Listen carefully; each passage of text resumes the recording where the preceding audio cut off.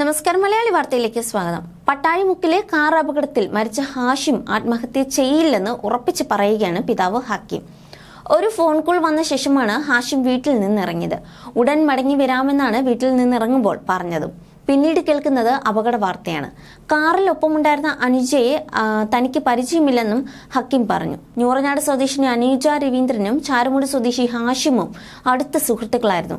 ഇരുവരുടെയും സൗഹൃദം ബന്ധുക്കൾ അറിയുകയും കുടുംബ പ്രശ്നങ്ങൾക്ക് വഴിവെക്കുകയും ചെയ്തിരുന്നതായാണ് വിവരം.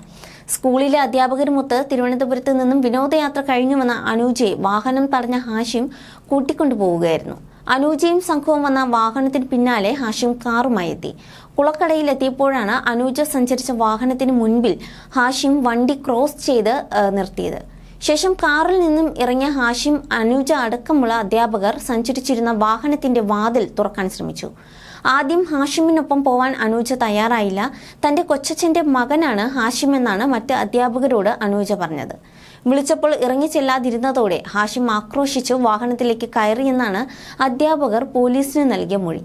ഇതോടെ അധ്യാപകരും ഇടപെടാൻ തുടങ്ങി. വിഷയം വഷളാകുമെന്ന് കണ്ടതോടെ അനൂജ വാഹനത്തിൽ നിന്നിറങ്ങി ഹാഷിമിനൊപ്പം കാറിൽ പോവുകയായിരുന്നു. സംഭവത്തിൽ അസ്വാഭാവികത തോന്നി അനൂജയെ വിളിച്ച അധ്യാപകരോട് ഞങ്ങൾ മരിക്കാൻ പോവുകയാണെന്നാണ് അനൂജ പറഞ്ഞത്.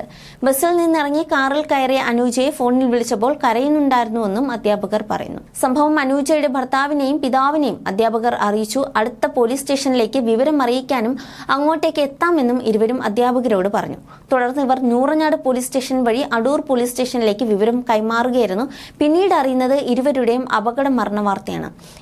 കഴിഞ്ഞ ദിവസം രാത്രി 12:30 അടൂർ ഏഴാക്കുളം പട്ടാഴിമുക്കിൽ വെച്ച് അമിത വേഗതയിലെത്തിയ കാർ കണ്ടെയ്നർ ലോറിയിലേക്ക് ഹാഷിം ഇടിച്ചു കയറ്റിയത്.